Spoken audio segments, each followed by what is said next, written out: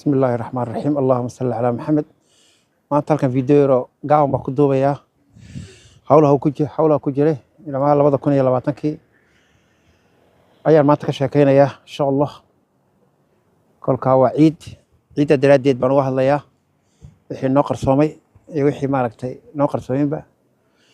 kolka insha Allah maaragtay intaan ku jirnay 3 container baan dirnay containerkii horeeyay 2022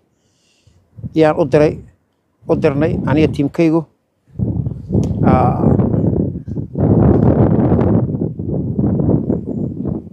halkaa baan u diray kolkaa wixii ka soo noqdayba midda ay ku jirtaa oo waa la ogyahay waa mas-uuliyiintii aan u dhiibnay way sog yihiin ayaan u diray kii labaad waddanka Itoobiya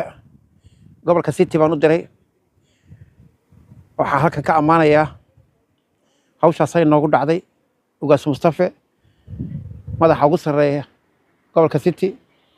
ilaa ninka ku xiga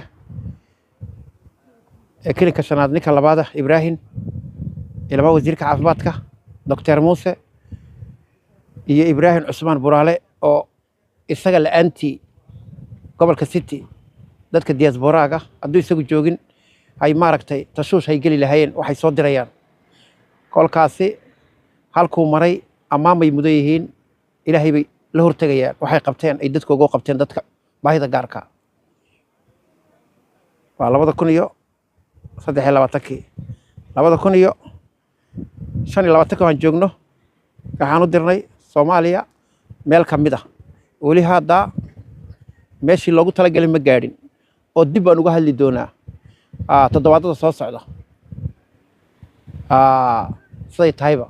kama sii hor dhacayo dadkii nala shaqeeyay ururka baahida gaarka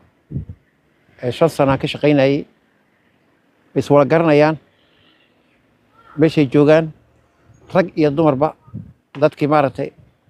100 korona siiyay dadkii noo duceeyay inta waan amaanaya intii isku daysay inaan maaragtay meel hangaadhina ay is og yihiinna in dad baa jirta kolkaad wax qabanaysid ku ogoleyn ee looma joojiyo qofna haddaad doonaysid inaad guulaysatid qof baa u joojin kolkaasi wax badan ay soo maray alxamdulillaah rabbil caalamiin 5 sanaad meeshii aan joogay uga shaqeynayay aniga asxaab ka mid ah rag iyo dumar bale ilaahay baa la hortagayna waxaan qabanay ee dadka uga qabanay iminkana hawshaydii baa ku jira